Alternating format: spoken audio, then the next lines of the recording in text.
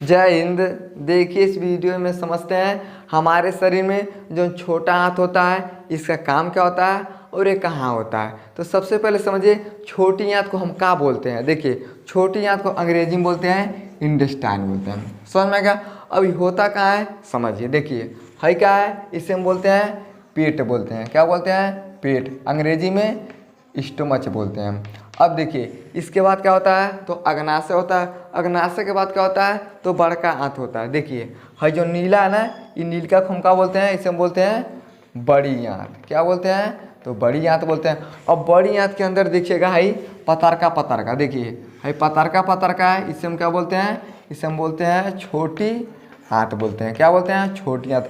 अब छोटी आंत का काम क्या होता है तो ये भोजन को पचाने में काम करता है। अगर छोटी आंत नहीं रहेगा ना तो हमारा भोजन नहीं पच पाता। अब इसके विषय में समझते हैं। देखिए ये वयस्क में 6 से 7 मीटर यानी 20 से 22 फीट क्या होता है, ये लंबा होता है। एक बात बताइए, 20-22 फुट बहुत बड़ा जगह होता है। अब कहिएगा ये कैसे हमारे पेट में रहता है ना, तो इस तरह से टेन क्या होता है हमारे पेट में रहता है और 6 से 7 मीटर यानी 20 से 22 फीट लंबा होता है। अब देखिए ये भोजन को पचाने में 5 घंटा लगता है और 95% पोषक तत्व को क्या करता है, अवशोषित करता है। अब देखिएगा लोग क्या करते हैं, कहते हैं दिन भर हम खाना खाते हैं लेकिन हमको दिन भर खाना नहीं खाना चाहिए। कहाँ नहीं खाना चाहिए, एक बात बताइए, इसका टाइम है ये 5 घंटा में भोजन को पचाएगा, लेकिन आप क्या करते हैं 5 घंटा के अंदर जब भोजन करते हैं तो ये बेचारा ढंग से नहीं पचा पाता है और जब नहीं पचा पाता है तो पाचन तंत्र क्या होता है, खराब होने लगता है। तो लोग क्या करते हैं बहुत ज़्यादा खाते हैं। कहेगा 2 पीस मुर्गा बनल बा, चल थी यहाँ खाई, तब तक कह कौन हमारे घरे, अच्छा ठीक बा तोहरियो घरे। क्या करता है थोड़ा सा वहाँ खाएगा थोड़ा सा वहाँ खाएगा, लेकिन हमको भोजन इस तरह से नहीं करना चाहिए। कहाँ नहीं करना चाहिए, कहाँ देखिए ये भोजन को पचाने में बेचारा 5 घंटे का टाइम ले लेता है, इसलिए हमें भोजन 5 घंटे के बाद करना चाहिए। समझ में क्या। और देखिए ये 95% पोषक तत्व को क्या करता है, खींच लेता है। अब जैसे मान लीजिए हम खाते हैं मुर्गा मछली दाल भात सब्जी खाते हैं, देखिए ये आता है ना, तो देखिए 100% में 95% पोषक तत्व को ये बेचारा क्या करता है, सोख लेता है और हमारे शरीर में भेज देता है। समझ में क्या। देखिए व्यास कितना होता है तो 35 मिलीमीटर यानी 1.5 इंच का क्या होता है, ये छोटी आंत का व्यास होता है। देखिए ये खत्म कहाँ होता है, इलियोसिक वाल। देखिए दुनिया में जो भी चीज़ है उसको ख़त्म होना है। आदमी पैदा हुआ है उसको मरना है, पेड़ पौधे हैं गाय भैंस है सबको क्या होना है, एक दिन ख़त्म होना है। यहाँ तक धरती भी एक दिन ख़त्म हो जाएगा, सूर्य का भी अंत हो जाएगा। तो उसी तरह से हमारे शरीर में जो छोटी आंत होता है इसका अंत कहाँ होता है, इलियोसिक वाल में। अभी कहाँ होता है देखिए है क्या बाबू, बड़ी आंत। देखिए जो गोल का है ये क्या है, ये बड़ी आंत का हिस्सा होता है और इसे हम बोलते हैं इलियोसिक वाल। देखिए जो छोटा आंत होता है ये देखिए ऐसे घूम के ऐसे आता है यानी इलियोसिक वाल पे, और यहाँ पे क्या होता है ये खत्म होता है। खत्म कहाँ हो जाता है, यानी देखिए जो भी चीज़ पचाता है ना उसके बाद ही कहाँ भेज देता है, यहाँ से बड़ी आंत में। अब जब बड़ी आंत में भेज देता है तो इसका काम खत्म हो जाता है, इसलिए छोटी आंत इलियोसिक वाल में खत्म हो जाता है। समझ में आएगा। अब देखिए 3 पार्ट में होता है, यानी देखिए जो छोटी आंत होता है ये 3 पार्ट में होता है। 3 पार्ट कौन कौन है, देखिए पहला होता है ड्यूडेनम, दूसरा होता है जेजुनम, तीसरा होता है इलियम। अब ड्यूडेनम के विषय में समझते हैं। देखिए जो ड्यूडेनम होता है ये पेट और जेजुनम के बीच होता है। अब ध्यान से देखिए है हो गया हमारा पेट, है हो गया जेजुनम। देखिए तो पेट और जेजुनम के बीच में कौन होता है तो ड्यूडेनम होता है, यानी क्या होता है दोनों के मध्य में पाया जाता है। अब देखिए इसका आकार हार्ससो जैसा होता है। अब हार्ससो क्या होता है, अब देखिए घोड़े का नाल। अब देखिएगा जब घोड़ा चल चल ढेर दिन हो जाएगा ना उसको पटक के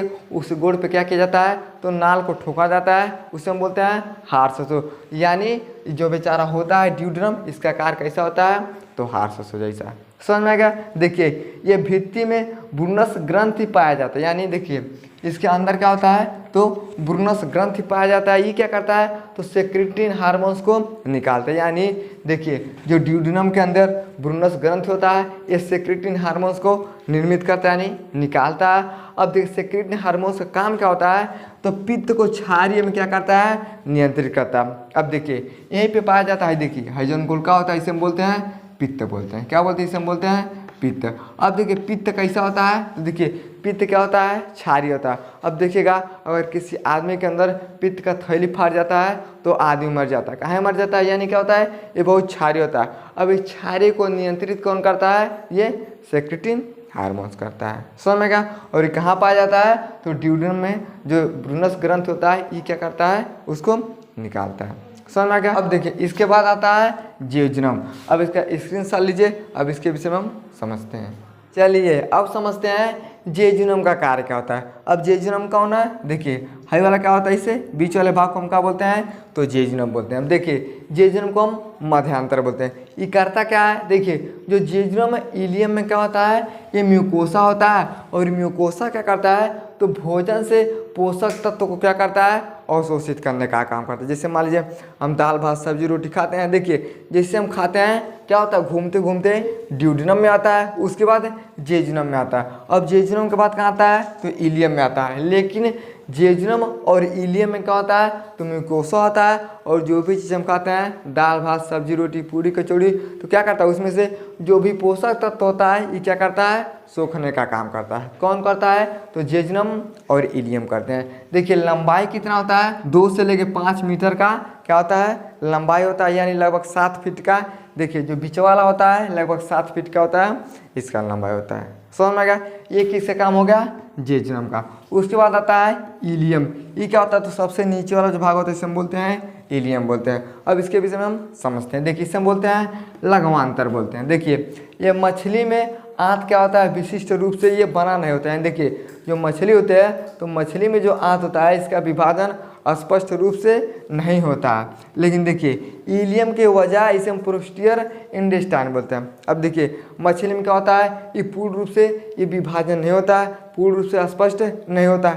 इसलिए देखिए इसे हम इलियम के वजह इसे हम प्रोस्टियर इंटेस्टाइन बोलते हैं। किस में बोलते हैं, तो मछली में बोलते हैं। देखिए इसका कार्य क्या होता है, विटामिन 12 पित्त लवण पाचन नहीं हो पाता है, तब क्या होता है, इसका काम आता है। देखिए हमारे शरीर में जब भोजन करते हैं तो विटामिन 12 पित्त लवण का अगर पाचन जब नहीं हो पाता है, उन्हें क्या करता है, अवशोषित कर लेता है। तो कौन करता है, तो इलियम करता है। अब देखिए हम बहुत ऐसे सामान खाते हैं जो हमारे शरीर में पाचन नहीं हो पाता है, फिर भी हमारे शरीर के अंदर जो मशीनियाँ लगा है, ये सब क्या करता है, पचाने का काम करता है। अब देखिए आपको रात में ज़्यादा खाना नहीं खाना चाहिए, लेकिन जैसे आदमी करता है, मुर्गा पाता है, क्या करता है, खूब दबा के खाता है। ये हमारे भोजन के लिए अच्छा नहीं होता है, लेकिन फिर भी हमारे अंदर जो मशीन लगा होता है, ये सब क्या करता है, उसको पचाने का काम करता है। उसी तरह से जो इलियम होता है, ये पित्त लवण का पाचन अगर नहीं हो पाता है, ये बेचारा क्या करता है, उसको अवशोषित करने का काम करता है, यानी जबरदस्ती क्या करता है, इसको सोखने का काम करता है।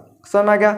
और देखिए भोजन को रक्त में अवशोषित करता है, यानी जैसे भोजन हम खाते हैं तो भोजन से जो भी रक्त मिलता है उसको क्या करता है, ये सोखने का काम करता है। तो कौन करता है, तो इलियम करता है। और क्या होता है, देखिए सबसे ये नीचे वाला हिस्सा होता है, यानी एक तरह से समझिए तो जो छोटा आंत होता है, ये हमारे शरीर में पूरे भोजन को पचाने का काम करता है। अब देखिए ये छोटा आंत है, लोग कहेंगे कि छोटका इतना बड़ा काम करता है। देखिए एक दोहा है, सत सैयद के दोहरे ज्यों नाभिक के तीर, देखने में छोटे लगे घाव करे गंभीर। यानी छोटा आदमी को मत समझिएगा ये कमज़ोर है, इस तरह से ये छोटा है, लेकिन काम क्या होता है, सबसे बड़ा होता है। अब इसके बाद क्या होता है, ये भेज देता है बड़ी आंत में, और बड़ी आंत क्या करता है, काम को करता है। तो हम छोटी आंत के विषय में समझ गए। अगले वीडियो में हम समझेंगे कि बड़ा आंत क्या होता है और इसका कार्य क्या होता है। तब तक के लिए धन्यवाद।